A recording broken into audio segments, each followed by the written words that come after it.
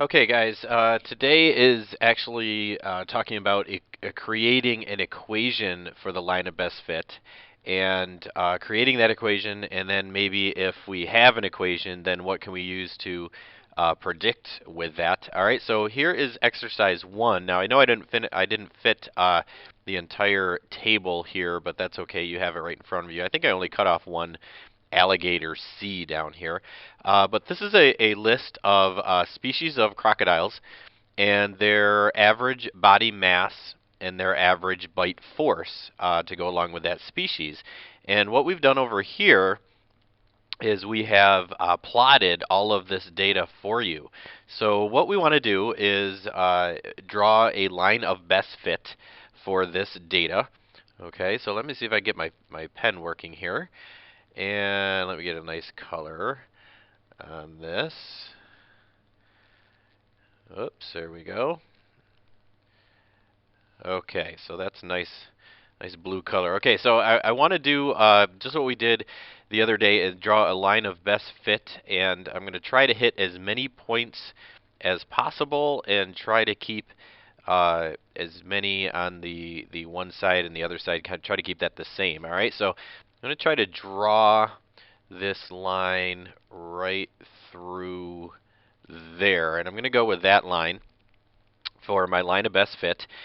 And what I want to do now, and that's nothing new, we've done that before, but what I want to do, since that is a straight line, I should be able to use y equals mx plus b, all right, since this is a linear line. And I want to create an equation that describes that line. So here's what I do. I take 2 points that definitely go through this line, and I want these points to be as far apart as possible. So with the line that I drew, I'm going to use, let's say this one right here, okay, and this one right here. Now, here's where these problems get funny: is not everyone is going to draw the exact same line of best fit.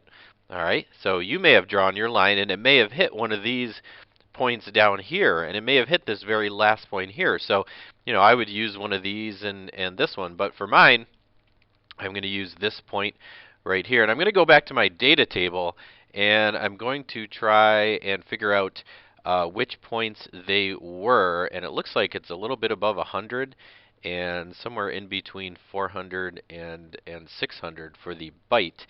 So it looks like, I'm thinking it's this one right here. All right, so I'm going to use that data point for one of my points. And this one is above 300. And if I go over to the bite, it looks like it's around 1200.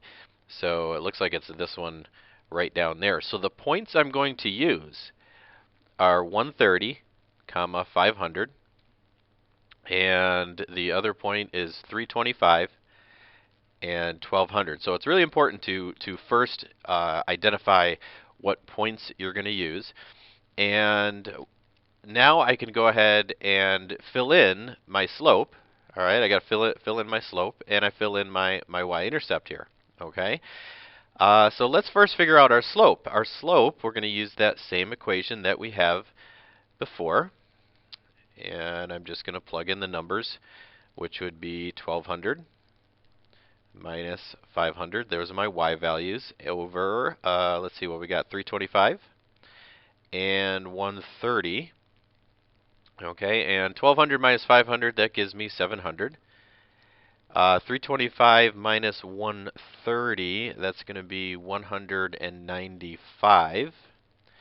And in order to get an actual decimal for my slope, I could leave it like that. I could leave it 700 over 195, but this is really real data. We can divide the two and then round. So I get I'll go to the hundredth. This is going to be 3.59 for my slope. All right, so far my equation looks like this. Y equals 3.59x plus b. All right, and we've done this before. Now we have to figure out our y-intercept.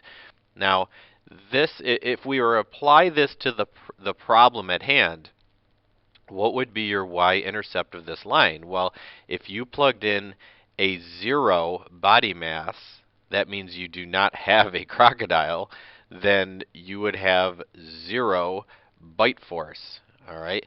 So you really could say that the y-intercept is 0, but here's the thing. We're doing a line of best fit, so they may not all be the same here. So we really have to plug in the values for x and y and calculate our y-intercept. So I'm going to do that right here. I'm going to go. In fact, I don't even need to put a y there. I'm going to use this point right here. Okay, just because that's a smaller number, it's probably easier to deal with. So I'm going to put in 500 for y and 3.59. That's my calculated slope. And I'm going to put in 130 for x. And now I just have to solve for b. Okay, so I'm going to call up my calculator here, and I'm going to go 3.59 times 130, and I get 466.7. Okay, so I'm just going to go down a row here and say 466.7. And then I'm going to subtract 466.7 on both sides. And I'm going to get a value of what? I'll do that real quick. I think I can do that in my head, but I'm going to just make sure 466.7, and I'm going to get 33.3. Okay, so my b, my y-intercept, is 33.3. Okay, so that makes my equation, the equation that I'm going to use, y equals 3.59 x plus 33.3. That is my equation that I come up with. All right? So really, this is not anything new. We have done all of this before. We just haven't done it with line of best fit. All right? So now there are a few questions that go along with this. Now that I have this equation, it says, describe the relationship between body mass and bite force. Well, it looks like as I went this way on the graph, as the body mass got bigger, well, what happened to the bite force? It also got bigger, right?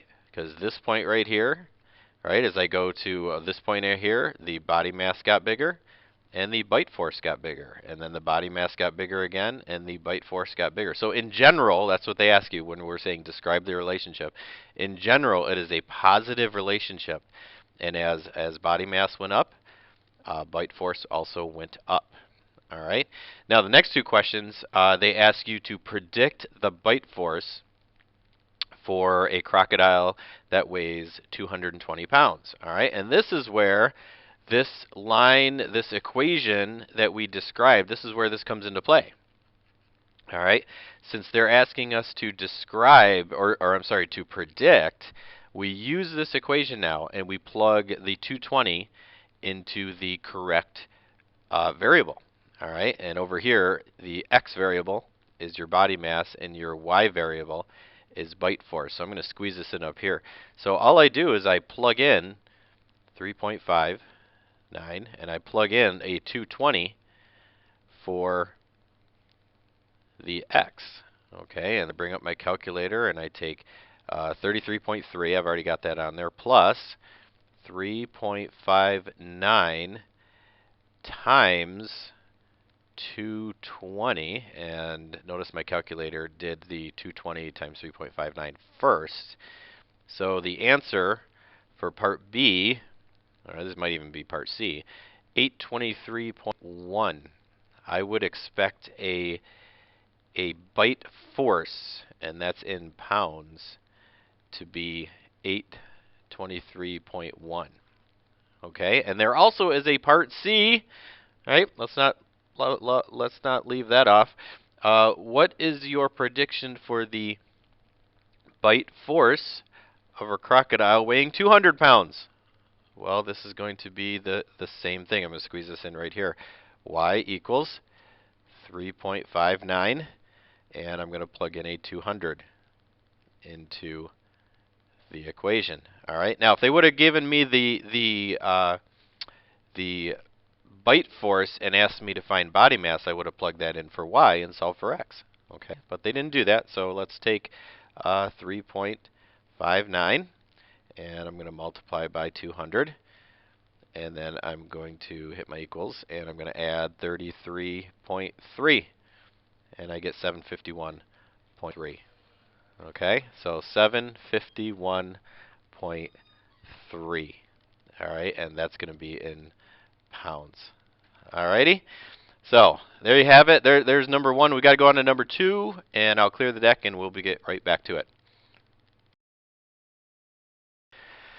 All right, guys. This is the second part. It's not really exercise 2 yet, but this is kind of something I have in between here. It says the following best fit lines were created by students. Would you consider them good best fit lines, and why or why not? So I just want to take a quick look at these, and again, the two things you want to look for is did the line hit as many points as possible here? And I think if you look at this one on the left, you can see that you could have angled this much differently. This really only hits like maybe one there. It comes really close to that one, but I think if I drew this one, I'd be more kind of like along that line. I know that's not the best straightest line, but I'm doing the best I can here with this tablet. Okay, but that's a much better fit as far as the best fit line there. This one on the right, I would say, yeah, that one's pretty good. It's hitting a few points here. It's hit one, maybe two there. It's hit one there. And if I look, 1, 2, 3, 4, 5 points on this side, 1, 2, 3, 4, 5, 6, 7 on this side, that actually is good. So I would say good over here, and I would say bad over here. I definitely would draw it in like I have it there. All right, so let's go ahead and go on to exercise 2. Let me turn. All right, guys, here is exercise 2, and we want to do the same thing as we did in the previous exercise, in that we want to draw a line of best fit. And what they're showing us here is the age of a Honda Civic and the price in dollars that it was advertised in a local paper. So first, let's draw in the line of best fit. And again, everyone that draws the line, it may be a little different, but you definitely want to use a ruler. Again, I really can't on my little tablet here, so I'm going to try to draw this line as best I can. All right, and that's not too bad. All right, and you notice I did hit a couple points here, so I'm going to use those points. I've got this one right up here, and this one is pretty darn close, so I'm going to use that one as well. If I made my line a little wider, well, that's what I should have done. I should have made this. Here's my line. Yes, look at all those points I'm hitting. Boom, hit it. All right, there's my line. Okay, so of course you guys have a ruler, so you can be better than I am at drawing that straight line. Okay, so I'm going to use this point here, and that point is 3, and it looks like it's a little bit above the 16,000 mark. So that's going to be one of my lines. And this point right here, there, I went ahead and covered it up, didn't I?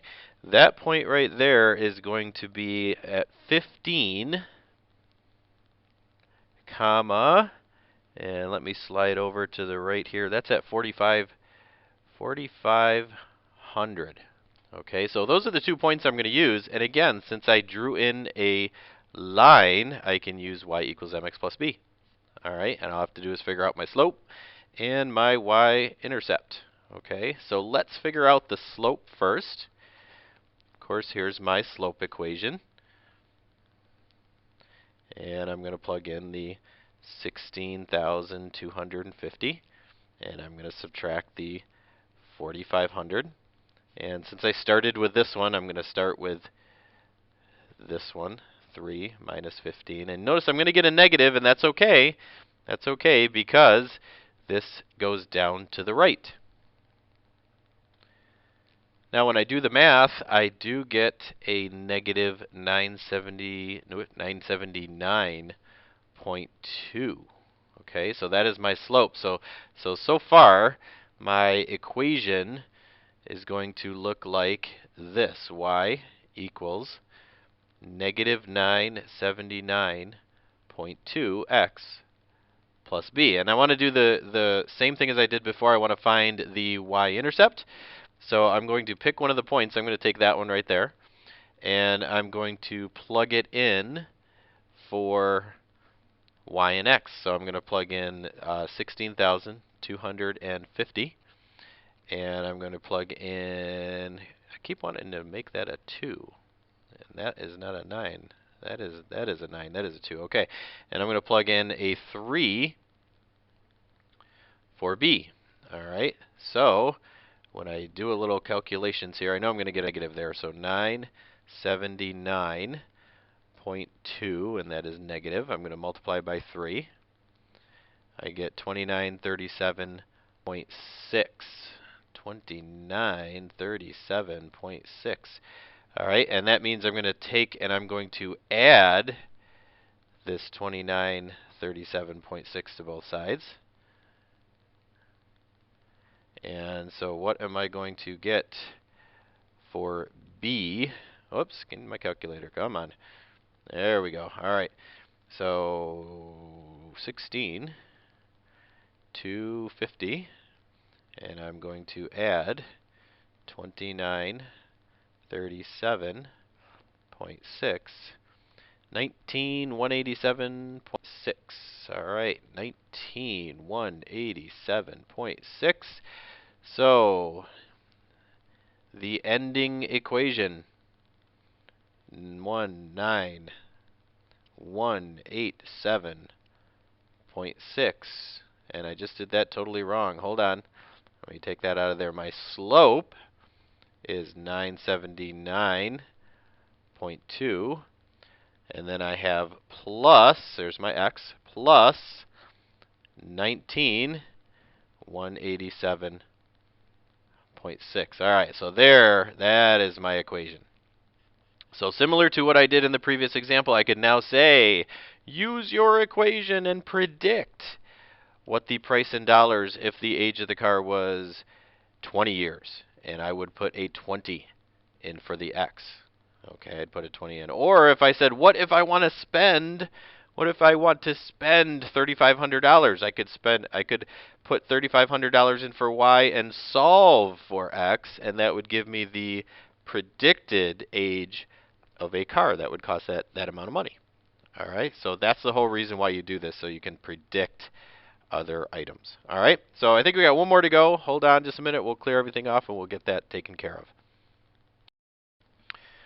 Okay, here is exercise 3, and we're doing basically the same thing. They've already done some work for us, though. Here's the line of best fit, and they told us that Sue is going to use these 2 points to find her equation. So what they want us to do is find the equation.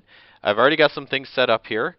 Here's the y equals mx plus b, and I'm going to plug in for slope like we have all along here. So I'm going to take the 12,000 and take away 6,000. Those are my 2 y values. And I'm going to take the 7 and subtract by 13.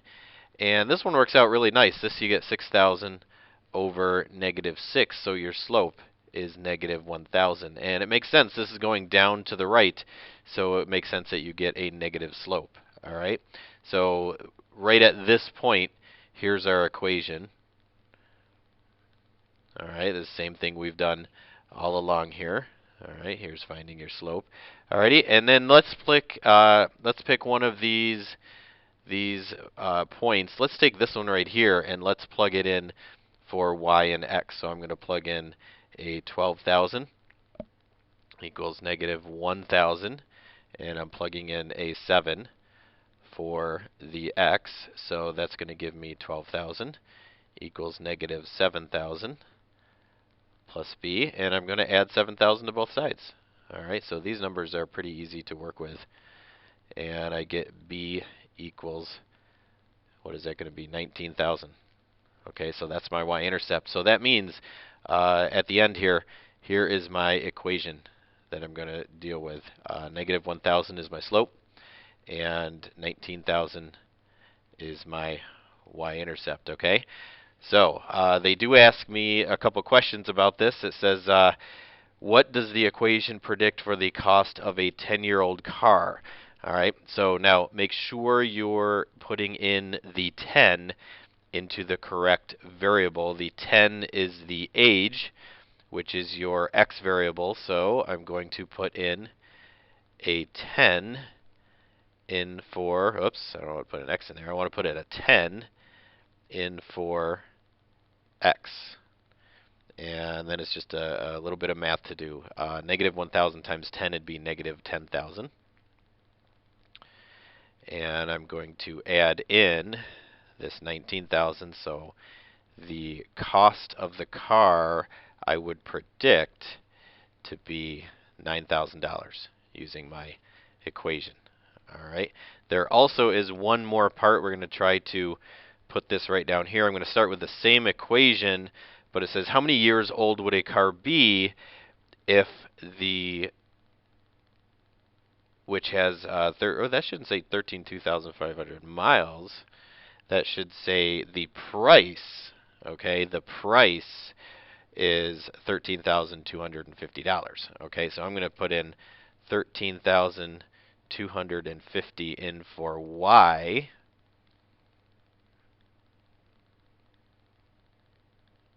Okay, and then I need to solve for x, right? So I need to take away this 19,000 on both sides. And let's see, over here I'm going to have negative 1,000x. And I got to do a little math over here. Let's up our calculator for that. 13,250. And I'm going to take away 19,000. What is that? Negative 5,750. And then I'm going to divide by negative 1,000 on both sides. And x equals, one more time here, divided by 1,000 negative, I should get a positive, right? 5.75 years old. Okay, so that's how old the car would be, 5 3/4 years old. Alrighty, so again, same thing every time. Create an equation. It's all about y equals mx plus b because we drew a straight line, and then use that equation to make some predictions on it. Alright, okay, so hopefully that went well. Thanks for watching, guys. We'll see you tomorrow. Have a good night.